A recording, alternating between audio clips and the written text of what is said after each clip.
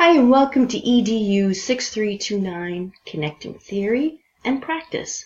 My name is Monica Hope, and this is my final presentation. In this brief module, we will cover 1. Reflection, 2. Experiential learning, 3. The experiential network, otherwise known as Northeastern's XN, and within the XN, the Learning Potential Review Analysis, an iLeader project. So let's begin with reflection. In 1910, philosopher John Dewey, one of the founding scholars of experiential learning, recognized that experience alone did not produce learning. He emphasized that learning involved reconstruction and reorganization of experience, and he argued that it's necessary to reflect on experience in order to draw out the meaning and to use that meaning as a guide for future experiences. Today, we use reflective inquiry for the transformative self-study in professional education and learning. Having the ability to consistently practice reflection is a critical component of metacognition, which is the awareness and understanding of one's own thought process. In the course Connecting Theory and Practice, we as learners got the opportunity to reflect on our professional goals, our progress towards our program and concentration level competencies, and our own opportunities for connecting theory and practice through the reading of the text An Intelligent Career.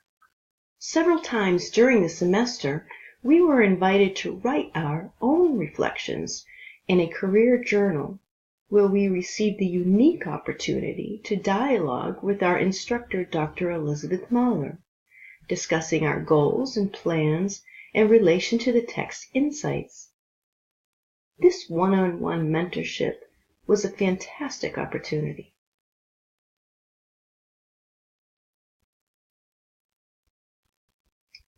Following Dewey, David Kolb continued the work on experiential learning.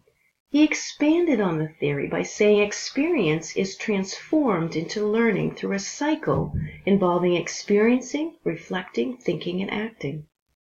Even more specifically, experiential learning theory is defined as knowledge that results from the combination of grasping and transforming experience.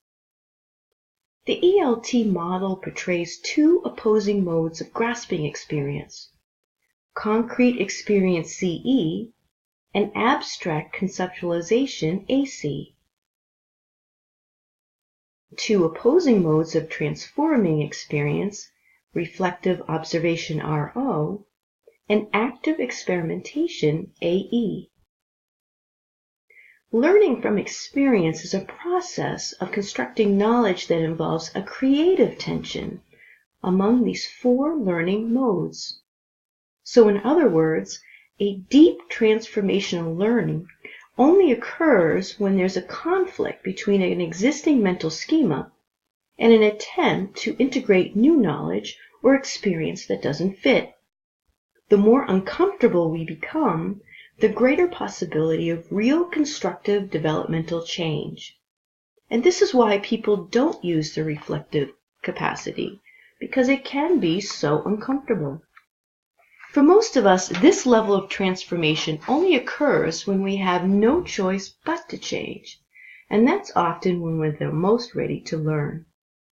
The Northeastern University Experiential Network is a new initiative built to ensure experiential learning opportunities are available for graduate and professional studies students.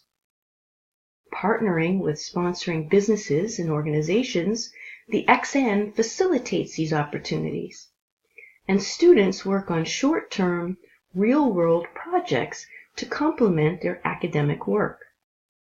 Projects are carried out over a 6-week period, and students and sponsors work closely to produce deliverables for their sponsors, which will then go on to inform critical business decisions.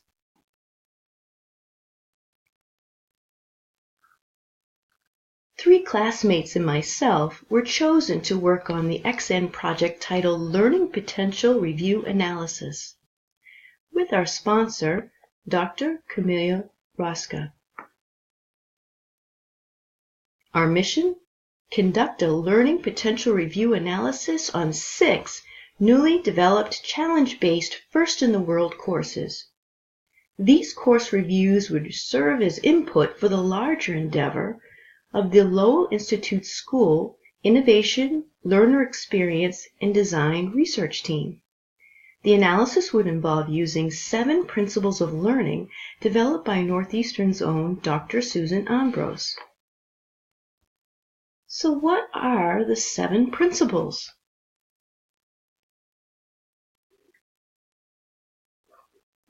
The 7 principles: prior knowledge, motivation, course climate, knowledge organization, goal-directed practice, mastery, and self-directed learning. Each principle comprises of several criterion. Enter the Learning Potential Review LPR measurement instrument. The LPR measurement instrument is a spreadsheet that has been carefully configured to collect the statistical data. Below, you will see the 7 tabs, each with one of the 7 principles. Each tab is a list of criterion that need to be compared and rated in each of the challenges.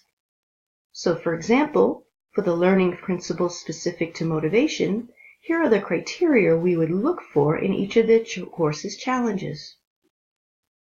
The courses are located in Northeastern's Blackboard in a sandbox status. Here's a list of the 6 courses we worked on.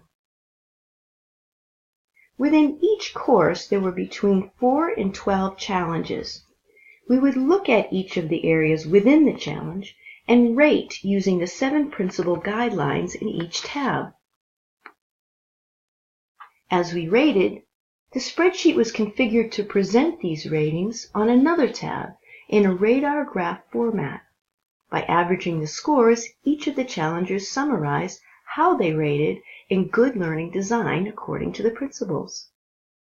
When completed, each team member sent the LPR rating instrument back to the researchers, along with a document that outlined suggestions and feedback to augment their findings.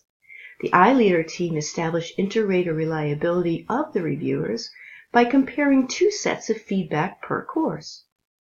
Then the sponsor merged the results. Then it's on to the next phase of the iLeader project.